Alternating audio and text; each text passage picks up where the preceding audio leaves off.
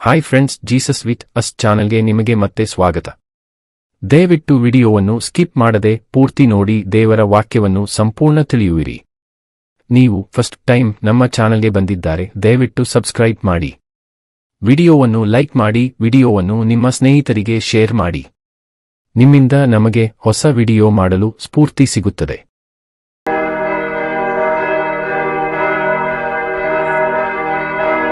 ಕೀರ್ತನೆಗಳು ಅಧ್ಯಾಯ 89. ಸರ್ವಶಕ್ತನೂ ಸತ್ಯಸಂಧನೂ ಆಗಿರುವ ದೇವರು ತಾನು ದಾವೀದನಿಗೆ ಮಾಡಿದ ವಾಗ್ದಾನವನ್ನು ನೆರವೇರಿಸಬೇಕೆಂಬ ಪ್ರಾರ್ಥನೆ. ಜೇರಹ ಕುಲದವನಾದ ಏತಾನನ ಪದ್ಯ. ಯೆಹೋವನೇ, ನಿತ್ಯವೂ ನಿನ್ನ ಕೃಪಾತಿಶಯವನ್ನು ಹಾಡಿ ಹರಸುವೆನು.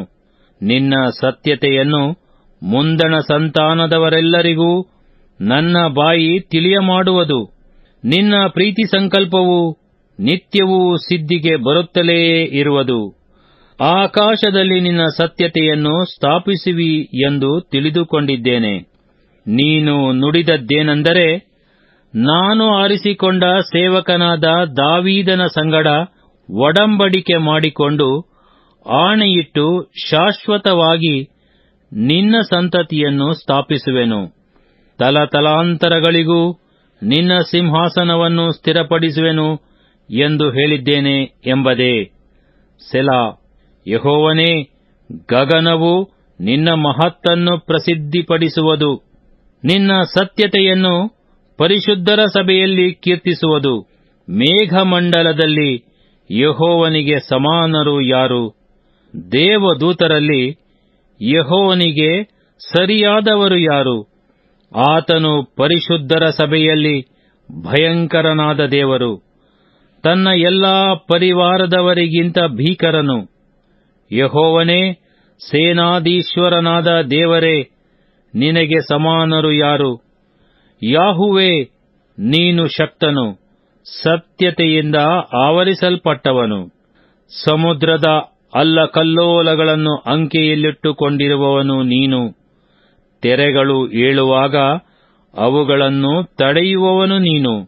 ರಹಬನ್ನು ಛೇದಿಸಿ ಸಾಯಿಸಿದವನು ನೀನು. ನಿನ್ನ ಭುಜಬಲದಿಂದ ಶತ್ರುಗಳನ್ನು ಚದುರಿಸಿಬಿಟ್ಟಿ. ಆಕಾಶವು ನಿನ್ನದು, ಭೂಮಿಯೂ ನಿನ್ನದೇ.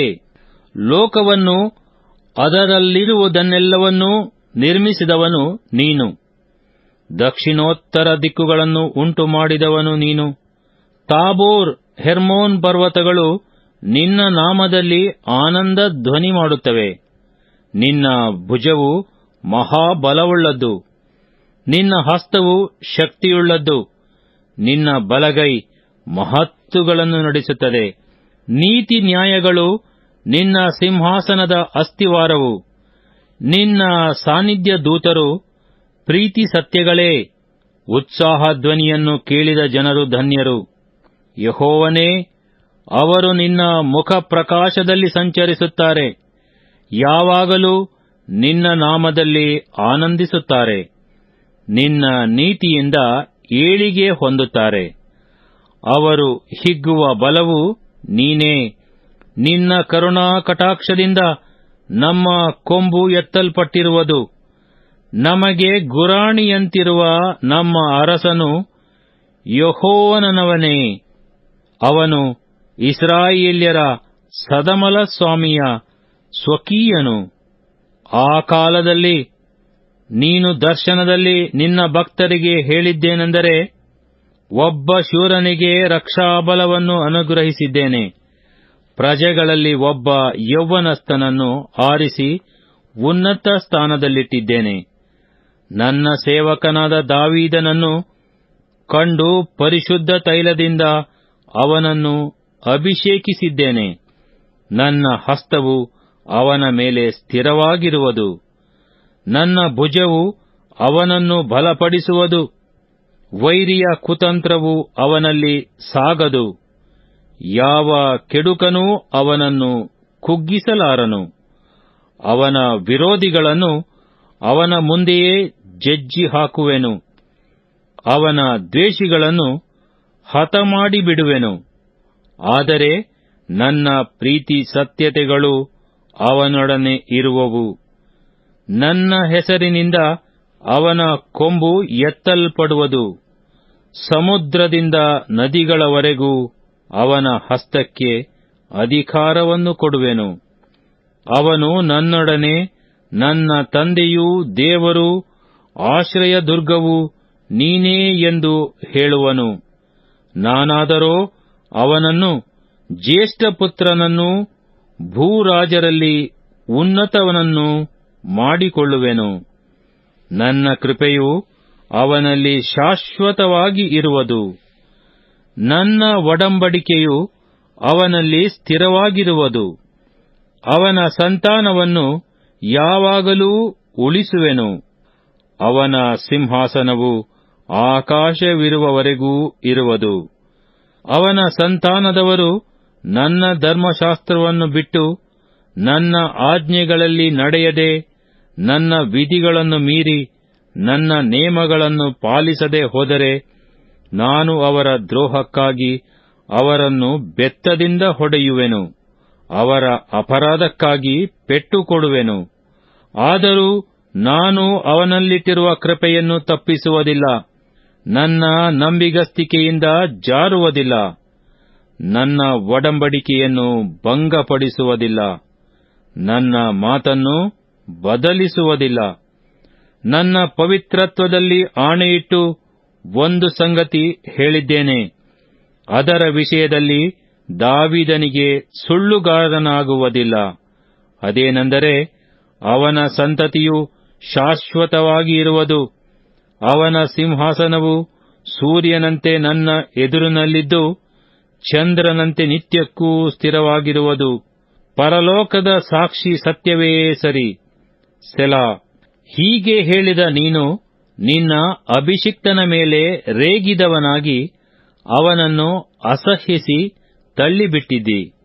ನೀನು ನಿನ್ನ ಸೇವಕನ ಸಂಗಡ ಮಾಡಿಕೊಂಡ ಒಡಂಬಡಿಕೆಯನ್ನು ಭಂಗಪಡಿಸಿ ಅವನ ಕಿರೀಟವನ್ನು ನೆಲಕ್ಕೆ ಹಾಕಿ ಅಪವಿತ್ರ ಮಾಡಿದ್ದಿ. ಅವನ ದೇಶದ ಮೇರೆಗಳನ್ನು ಕೆಡವಿ ದುರ್ಗಗಳನ್ನು ಹಾಳು ಮಾಡಿದ್ದಿ. ದಾರಿಗರೆಲ್ಲರೂ ಅವನನ್ನು ಸುಲಿಗೆ ಮಾಡುತ್ತಾರೆ. ಸುತ್ತಣವರ ಪರಿಹಾಸ್ಯಕ್ಕೆ ಗುರಿಯಾಗಿದ್ದಾನೆ. ಅವನ ವಿರೋಧಿಗಳ ಹಸ್ತವನ್ನು ಉನ್ನತಪಡಿಸಿದ್ದಿ. ಅವನ ವೈರಿಗಳಿಗೆಲ್ಲ ಆನಂದವಾಗುವಂತೆ ಮಾಡಿದ್ದಿ. ಇದಲ್ಲದೆ ಅವನ ಕತ್ತಿಯನ್ನು ತಿರುಗಿಸಿಬಿಟ್ಟಿದ್ದಿ. ಅವನನ್ನು ಕಾಳಗದಲ್ಲಿ ನಿಲ್ಲದಂತೆ ಮಾಡಿದ್ದಿ. ಅವನ ತೇಜಸ್ಸನ್ನು ತಡೆದು ಬಿಟ್ಟಿದ್ದಿ. ಅವನ ಸಿಂಹಾಸನವನ್ನು ನೆಲಕ್ಕುರುಳಿಸಿದ್ದಿ. ಅವನ ಯೌವನವನ್ನು ಬೇಗ ಮುಗಿಸಿ ನಾಚಿಕೆಯು ಅವನನ್ನು ಕವಿಯುವಂತೆ ಮಾಡಿದ್ದಿ. ಸೆಲಾ. ಯೆಹೋವನೇ, ಇನ್ನೆಷ್ಟರವರೆಗೆ ಮರೆಯಾಗಿರುವಿ? ನಿನ್ನ ಕೋಪಾಗ್ನಿಯು ನಮ್ಮ ಮೇಲೆ ಸದಾ ಉರಿಯುತ್ತಿರಬೇಕೋ? ನನ್ನ ಆಯುಷ್ಯವು ಎಷ್ಟು ಅಲ್ಪವೆಂದು, ಎಂಥ ವ್ಯರ್ಥಕ್ಕಾಗಿಯೇ ಮನುಷ್ಯರನ್ನು ನಿರ್ಮಿಸಿದ್ದಿ ಎಂದು ಜ್ಞಾಪಿಸಿಕೋ. ತನ್ನನ್ನು ಪಾತಾಳಕ್ಕೆ ತಪ್ಪಿಸಿಕೊಂಡು ಮರಣ ಹೊಂದದೆ ಚಿರಂಜೀವಿಯಾಗಿರುವ ಮನುಷ್ಯನು ಯಾವನಿದ್ದಾನೆ? ಸೆಲಾ. ಕರ್ತನೇ, ನೀನು ನಿನ್ನ ಸತ್ಯತೆಯಲ್ಲಿ ಆಣೆಯಿಟ್ಟು ದಾವೀದನಿಗೆ ವಾಗ್ದಾನ ಮಾಡಿ ನಡೆಸುತ್ತಿದ್ದ ಮುಂಚಿನ ಕೃಪಾ ಕಾರ್ಯಗಳು ಎಲ್ಲಿ? ಯೆಹೋವನೇ, ನಿನ್ನ ವೈರಿಗಳು ನಿಂದಿಸುತ್ತಾರೆ. ನಿನ್ನ ಅಭಿಷಿಕ್ತನನ್ನು ಹೆಜ್ಜೆ ಹೆಜ್ಜೆಗೂ ಅಪಮಾನ ಮಾಡುತ್ತಾರೆ. ಕರ್ತನೇ, ನಿನ್ನ ಸೇವಕರಿಗಾಗುವ ಅಪವಾದವನ್ನು, ನಾನು ಎಲ್ಲಾ ಜನಾಂಗಗಳ ನಿಂದಾಭಾರವನ್ನು ಉಡಿಲಲ್ಲಿ ಕಟ್ಟಿರುವುದನ್ನು ಜ್ಞಾಪಿಸಿಕೋ. ಯೆಹೋವನಿಗೆ ಸದಾಕಾಲವೂ ಕೊಂಡಾಟವಾಗಲಿ. Amen, amen. ಕೀರ್ತನೆಗಳು ಅಧ್ಯಾಯ 90. ಚತುರ್ಥ ಭಾಗವು. 90:106. ಅನಿತ್ಯರಾದ ಪಾಪಾತ್ಮರಿಗೆ ನಿತ್ಯನಾದ ದೇವರ ದಯವೇ ಆಶ್ರಯ. ಧರ್ಮೋಪದೇಶ 32. ದೇವರ ಮನುಷ್ಯನಾದ ಮೋಶೆಯ ಪ್ರಾರ್ಥನೆ. ಕರ್ತನೇ, ತಲತಲಾಂತರಗಳಿಂದಲೂ ನಮ್ಮ ವಾಸಸ್ಥಾನವು ನೀನೇ. ಬೆಟ್ಟಗಳು ಉಂಟಾಗುವುದಕ್ಕಿಂತ ಭೂಮಿಯು ಅದರ ದೇಶಗಳು ನಿರ್ಮಾಣವಾಗುವುದಕ್ಕಿಂತ ಮುಂಚಿನಿಂದ ಯುಗ ಯುಗಾಂತರಗಳಲ್ಲಿಯೂ ನೀನೇ ದೇವರು. ಮನುಷ್ಯರೇ, ಸಾಯಿರಿ ಎಂದು ಆಜ್ಞಾಪಿಸಿ ಅವರನ್ನು ಪುನಃ ಮಣ್ಣಿಗೆ ಸೇರಿಸುತ್ತಿ. 1000 ವರ್ಷಗಳು ನಿನ್ನ ದೃಷ್ಟಿಯಲ್ಲಿ ಗತಿಸಿ ಹೋದ ನಿನ್ನಿನ ದಿನದಂತೆಯೂ ರಾತ್ರಿಯ ಜಾವದಂತೆಯೂ ಅವೆ. ನೀನು ಮನುಷ್ಯರನ್ನು ಪ್ರವಾಹದಿಂದ ಬಡುಕೊಂಡು ಹೋಗುತ್ತಿ. ಅವರು ನಿದ್ರೆಗೆ ಸಮಾನರೇ. ಅವರು ಹೊತ್ತಾರೆಯಲ್ಲಿ ಚಿಗುರುವ ಹುಲ್ಲಿನಂತಿದ್ದಾರೆ. ಅದು ಉದಯದಲ್ಲಿ ಬೆಳೆದು ಹೂಬಿಡುತ್ತದೆ, ಸಂಜೆಯಲ್ಲಿ ಕೊಯ್ಯಲ್ಪಟ್ಟು ಒಣಗಿ ಹೋಗುತ್ತದೆ.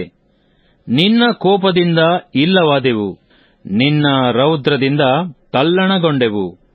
ನಮ್ಮ ದ್ರೋಹಗಳನ್ನು ನಿನ್ನ ಮುಂದೆಯೂ ನಮ್ಮ ಗುಪ್ತ ಪಾಪಗಳನ್ನು ನಿನ್ನ ತೇಜೋದೃಷ್ಟಿಯಲ್ಲಿಯೂ ಇಟ್ಟುಕೊಂಡಿದ್ದಿ. ನಿನ್ನ ರೋಷದಿಂದ ನಮ್ಮ ಕಾಲವೆಲ್ಲಾ ಸಂದು ಹೋಯಿತು. ನಮ್ಮ ವರುಷಗಳು ನಿಟ್ಟುಸಿರಿನಂತೆ ತೀರಿ ಹೋದವು. ನಮ್ಮ ಆಯುಷ್ಕಾಲವು 70 ವರುಷ, ಬಲ ಹೆಚ್ಚಿದರೆ 80. ಕಷ್ಟ ಸಂಕಟಗಳೇ ಅದರ ಆಡಂಬರ, ಅದು ಬೇಗನೆ ಗತಿಸಿ ಹೋಗುತ್ತದೆ. ನಾವು ಹಾರಿ ಹೋಗುತ್ತೇವೆ. ನಿನ್ನ ಕೋಪದ ಬಲವನ್ನು, ಭಯಭಕ್ತಿಗೆ ಕಾರಣವಾಗಿರತಕ್ಕ ನಿನ್ನ ರೌದ್ರವನ್ನು ಗ್ರಹಿಸುವವರಾರು? ನಮ್ಮ ದಿನಗಳು ಕೊಂಚವೇ ಎಂದು ಎಣಿಸಿಕೊಳ್ಳುವ ಹಾಗೆ ನಮಗೆ ಕಲಿಸು. ಆಗ ಜ್ಞಾನದ ಹೃದಯವನ್ನು ಪಡಕೊಳ್ಳುವೆವು. ಯೆಹೋವನೇ, ಮನಸ್ಸನ್ನು ಬೇರೆ ಮಾಡಿಕೋ. ಎಷ್ಟರವರೆಗೂ ಕೋಪ ಮಾಡುವಿ?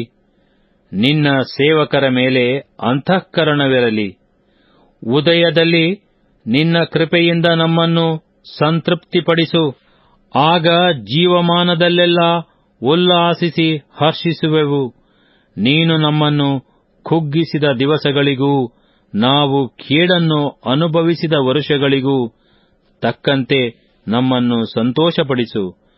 ನಿನ್ನ ಸೇವಕರಿಗೆ ನಿನ್ನ ರಕ್ಷಾ ಕಾರ್ಯವೂ ಅವರ ಮಕ್ಕಳಿಗೋಸ್ಕರ ನಿನ್ನ ಮಹತ್ತೂ ಪ್ರಕಟವಾಗಲಿ. ನಮ್ಮ ಯೆಹೋವ ದೇವರ ಪ್ರಸನ್ನತೆಯು ನಮ್ಮ ಮೇಲೆ ಇರಲಿ. ನಾವು ಕೈಹಾಕಿದ ಕೆಲಸವನ್ನು ನಮಗೆ ಸಫಲಪಡಿಸು.